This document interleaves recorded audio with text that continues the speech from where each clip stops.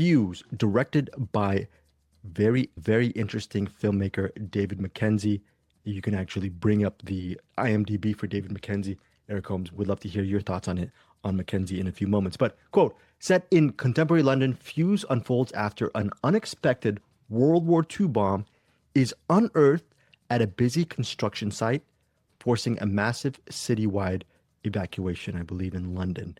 All right, so there's a citywide evacuation in London around these parts, and Aaron Taylor Johnson is Will. He is a military demolitions expert or bomb expert. Craven the Hunter. He's also Craven the Hunter. Aaron Taylor Johnson. He's not summoning animals or battling lions or the rhino. This one, he is trying to defuse this bomb, which looks like it's going to be set off. This is not a spoiler because this was in the plot. He and his crew are trying to set off that bomb, diffuse it, right? There's a reason why there is a bomb there, because while they're trying to defuse a bomb, there is a bank heist going on around the area. And that bank heist is being led by two people. One of them is played by Sam Worthington. His name is X. He's basically known as X. He's the leader of the gang. And one of the other members of the gang is played by Theo James.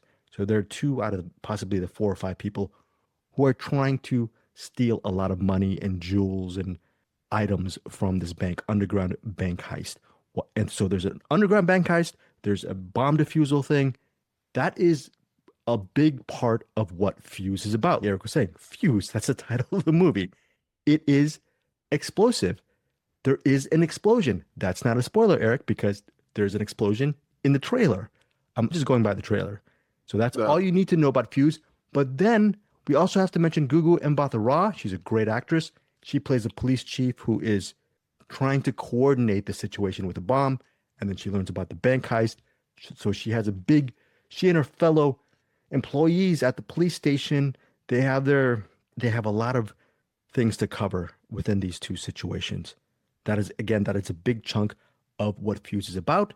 And then there's a third act, which takes a complete left turn, and it becomes, without giving too much away, sort of a Guy Ritchie-esque mob movie, but then it also becomes a military film a little bit. So it's about 3 to 4 movies loaded up into one.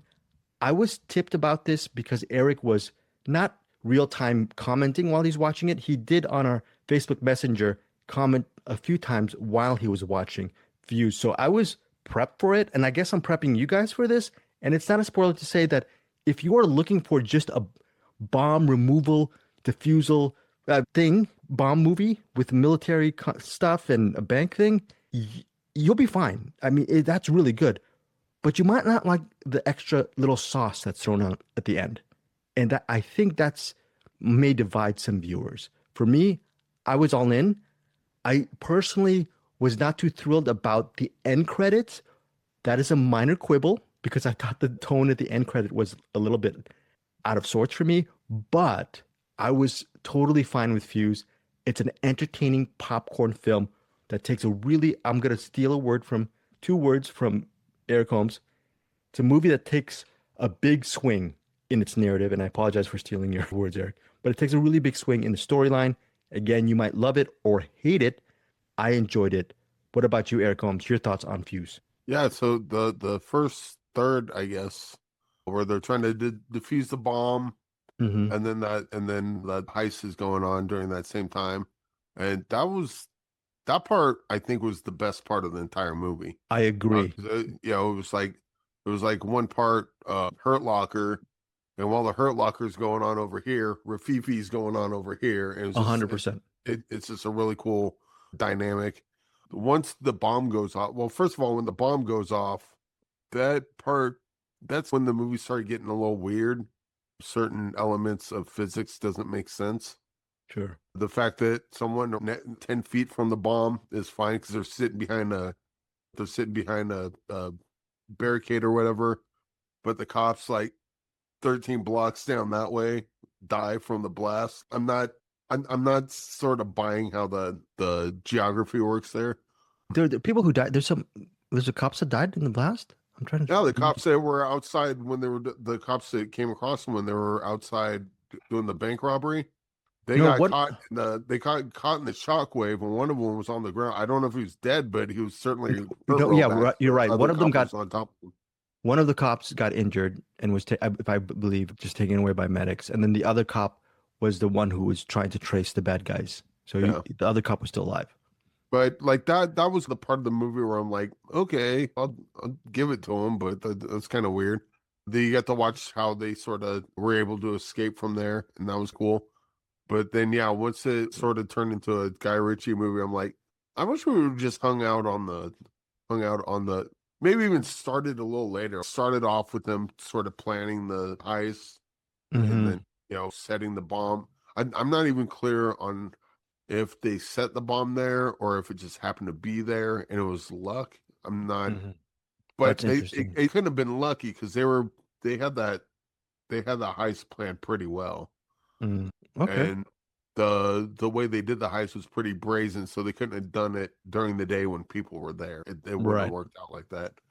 Okay. And also part of it was because they cut the power off to that whole grid. Yeah. Yeah. The first third's really good. But I mean the last 2/3, well, there's a part in the like last third where we'll say someone gets shot and it was kind of like, oh, okay. I wasn't expecting that. So Right. stuff's happened towards the end that I still kind of liked, but I didn't like nearly as much as the first third. Fair. So that's why I will give this 4.5. 4.5 for Fuze. Wow, that's still Erik, that's still a huge rating. Oh, it is. It is.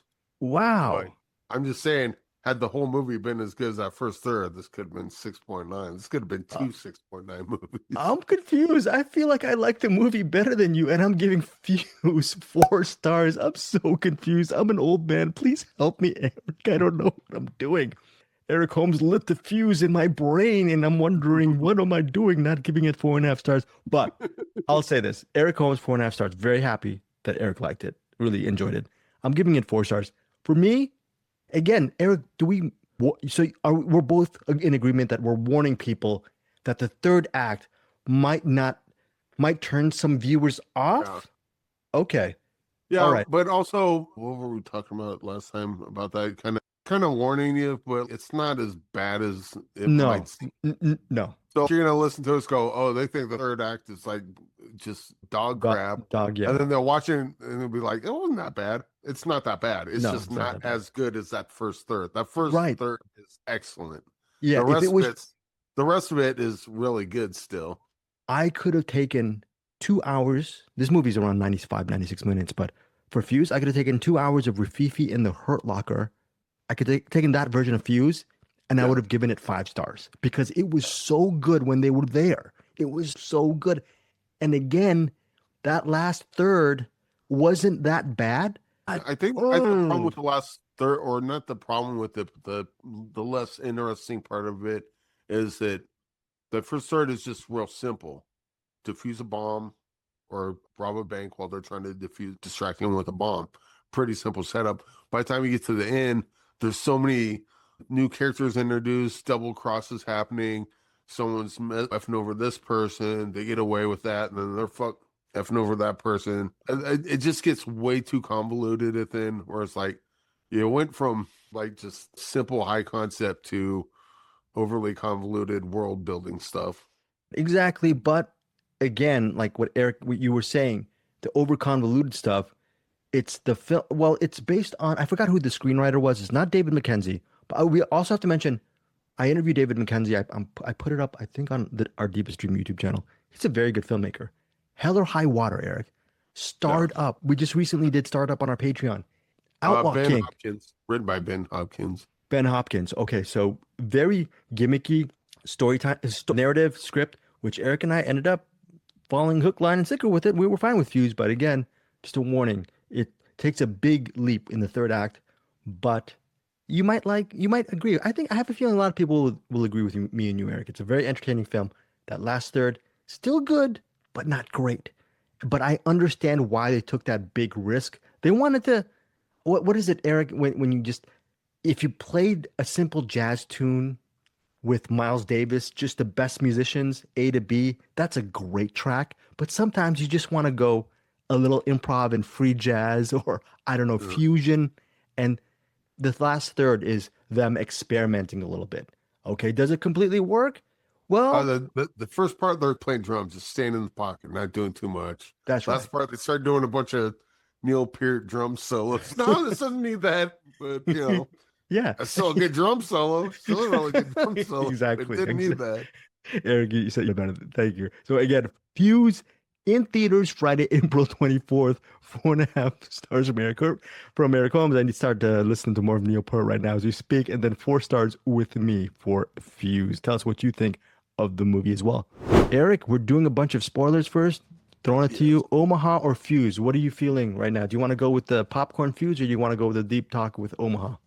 Let's go with Fuse because I kind of need to be reminded of some of the stuff that happens at the end. Okay, Eric. I know, like the biggest spoiler thing was Aaron Taylor Johnson being shot.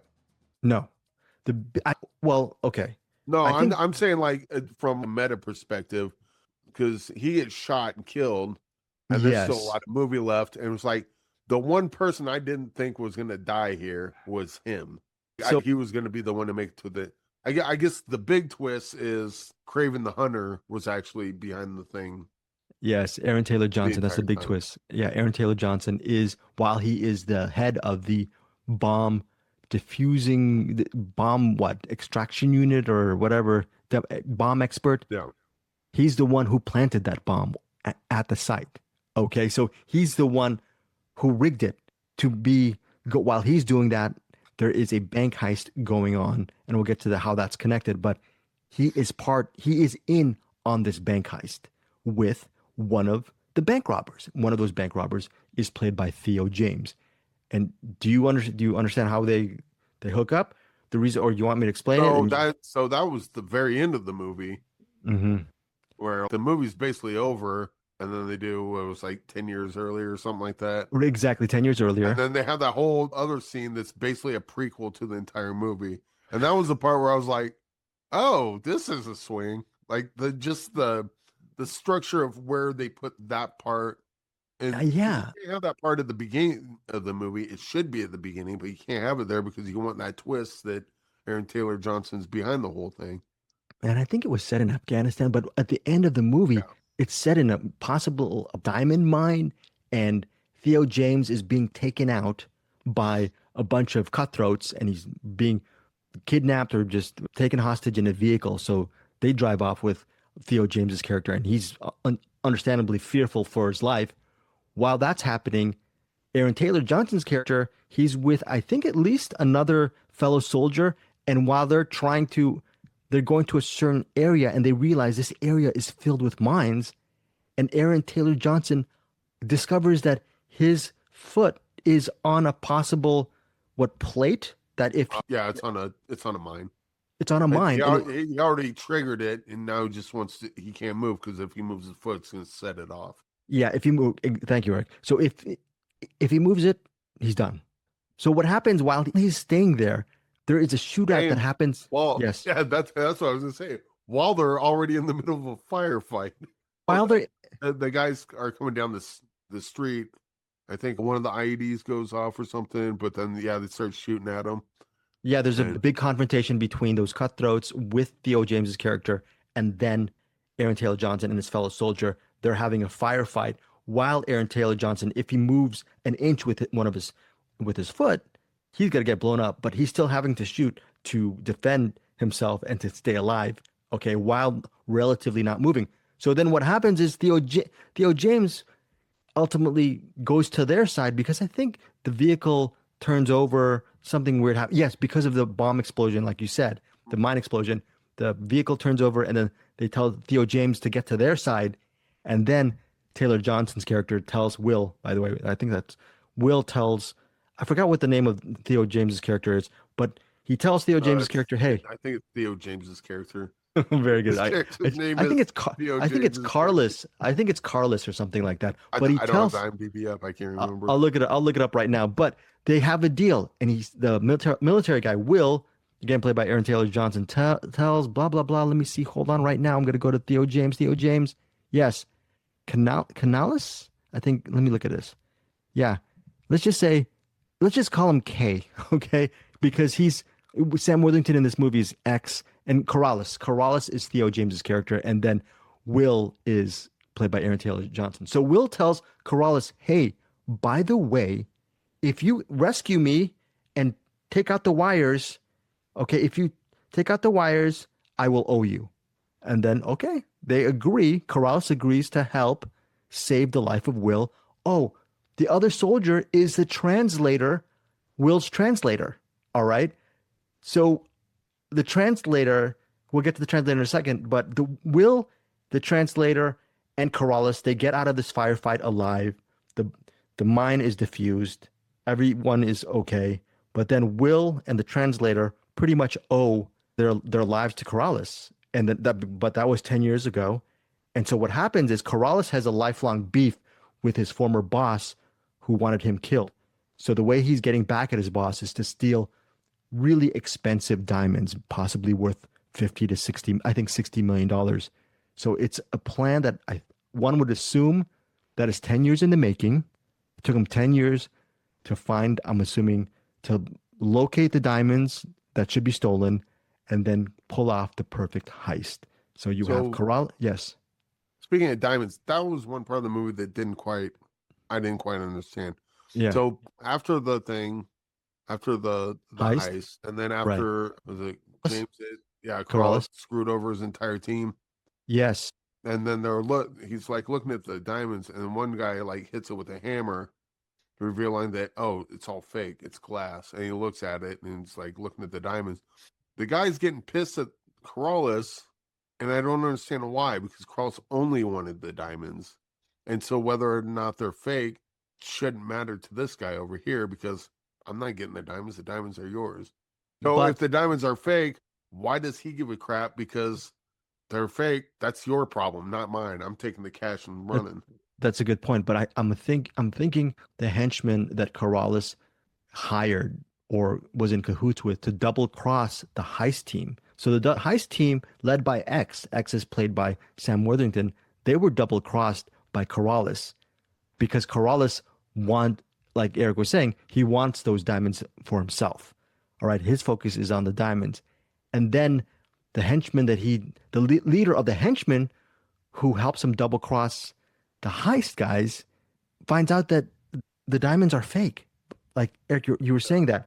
And the reason why I think he was really mad, because I think that the leader of the henchmen realized that, whoa, you're trying to rip us off, because he kept on asking Corrales, where's the diamonds? What's going on with the diamonds? And Corrales wouldn't answer, because I think he thought that maybe the diamonds that he the way they set it up was Corrales gets the diamonds, he gets the cash. But then the henchman, they were splitting it up. So if the diamonds, that's hey Greg, you get the cash, I get the diamonds, and I'm looking at the diamonds, and then we find out that the diamonds are fake. Why do you care? I should care because I'm the one taking the diamonds. Why do you care? Because you won't get the diamonds anyway. Because the leader, the dialogue before he crushed that fake diamond, he said, "Oh, I think I'm going to take half of what you have." He started upping up the ante. "Oh, I think I'm going to take half of this." Yeah. And then Corrales is saying, "What are you talking about?" Because the leader realized, well, Corrales is outnumbered. There's no honor amongst thieves. So he was upping the booty ante. He wanted more of the treasure. I understand that, but still they find out that because that wasn't part of the deal. That was just what he was going to take. And then he finds out that the diamonds are fake. And then he's getting mad at him. He's breaking his hands as if you screwed me over. No, you were going to screw him over. And it turns out it's just glass anyway. He still got the cash. So it was just a motivation. But then the leader also felt that Corrales was lying, that those were the diamonds. They're his diamonds, so why would he lie about that? No, because he was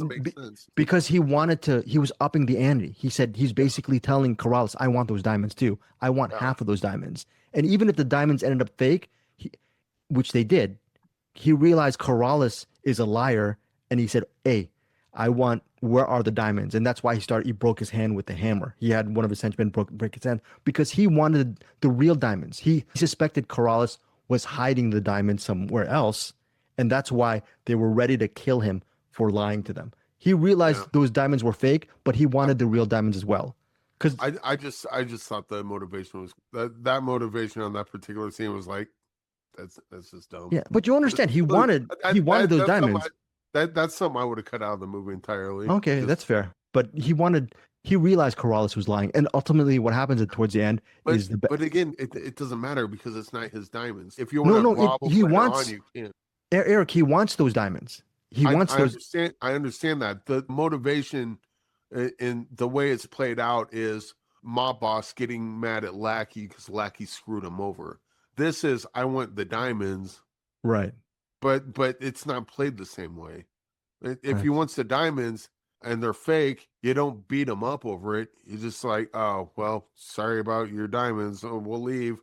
Hey, I think they actually had diamonds. Let's go rob them later on. That's what you do. You don't break his hands right there because none of that made sense. That's not gonna get you to the end goal that you want. All right, tell us what you guys think, because I think he knew. Maybe you have a good point there, but again, he knew the real diamonds were Corrales was hiding them, and he was threatening Corrales, hey, tell us where the real diamonds are. And then when Corrales wouldn't surrender the real diamonds, he got his hand broken thanks to it. And ultimately, the bad guys, they put Corrales in their car, and they're basically driving off to kill him. But lo and behold, who saves the day? It's an Aaron Taylor Johnson character. He saves the day in the shootout. Also, what happens before Aaron Taylor Johnson goes to the scene, the heist guys, they escaped they were locked up in the warehouse, the escape warehouse, and X, played by Sam Worthington, and the two other remaining survivors, the heist survivors, they get on the van, and they track down the heist guys, and they confront them. So there's a confrontation with the heist guys, and then the bad guys. It gets confusing. Ultimately, what happens is the henchmen get overtaken by the heist guys, and the heist guys are about to kill Corrales because Corrales double-crossed them. And then what happens is bag over his head. They put it. You're right. Thank you, Eric. They put a bag over Corrales' all of a sudden, head. A bunch of blood goes on the bag. It wasn't from Corrales. It was Sam Worthington. Oh, Sam Worthington, because he was they were ready to kill him for the double cross. They didn't care about any type of diamonds, or they had blood on their mind. Like Eric was saying, that's a pretty big surprise that Sam Worthington, the leader of the heist guys, gets killed by Will, played by Aaron Taylor Johnson, because Aaron Taylor Johnson snipes him from a little bit far away. And then what you have is the unfolding of the real plot, which is going back to 10 years later, the translator, it's funny because we all knew that the translator who was living with his parents, with his family in a housing apartment near the bank, we knew he was in on it. It's already, he's a part of the people in this apartment complex. So we didn't know he was a translator at the beginning, but it's interesting how the screenplay showed that how the translator, now living near the bank with his family, he had his own little sub-story about trying to get his parents on a flight, which was all a ruse. And then the ultimate moments is when you realize that the translator, Will, and Corrales, they have to get out of London on a flight, even though everyone is chasing them. And ultimately, via passports and just a misdirection on the flights, they all meet up. I don't know what airport they meet up, terminal they meet up in around the world, but they all meet up. No, they meet up at, where do they meet up? They meet up at somewhere in the Middle East. I forget. They meet up in a bar at the end, and they just, was it India? I forget where they meet up. I but don't remember. I forget who has the diamonds, and ultimately you see Corrales selling the diamonds for a lot of money, and each of them make off with at least maybe 20 million each. And then it ends up with an end credits crawl, which I was saying, I was a little bit frustrated because I thought the end credits was a little bit too cheeky, but that's just a minor complaint. But that was a really cool ending. What did you think of that whole heist? And I mean, not this heist, the selling of the diamonds. You think that was just a little bit too much for the ending? I'm trying to remember that part. That Yeah, remember so they go the from the separate point ways. where Sam Worthington gets shot to the part where they get the flashback, I guess the 10 years earlier, like Yeah. all that part's kind of a jumbled mess to me. I Oh, okay. remember that Okay. that was the part where it was like, oh, okay, the Craven the Hunter is behind the whole thing, okay, and Yeah. then the flashback, but yeah. Yeah. Yeah. That was where it was just like too many double crosses, too many this and that's, and like my brain just shut off. Goes, what's the important parts here? That guy Right. who we thought was good is bad. Got it. And then that's all I took from that. I mean, I think Aaron Taylor Johnson's character with Will, he's a good guy, but he does that big bad thing by being part of that bank heist and the bomb in the middle of the city. That's a pretty bad thing to do.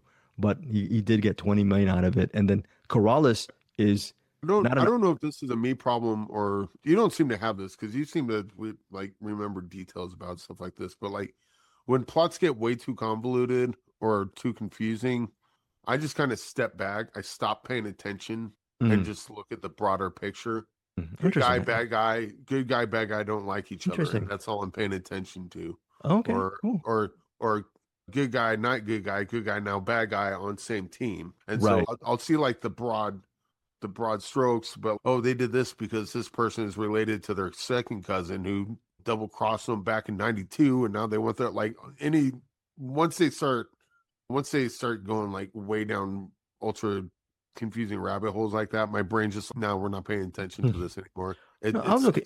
It's extraneous information. What's important is good guy now bad guy. Bad guys work together.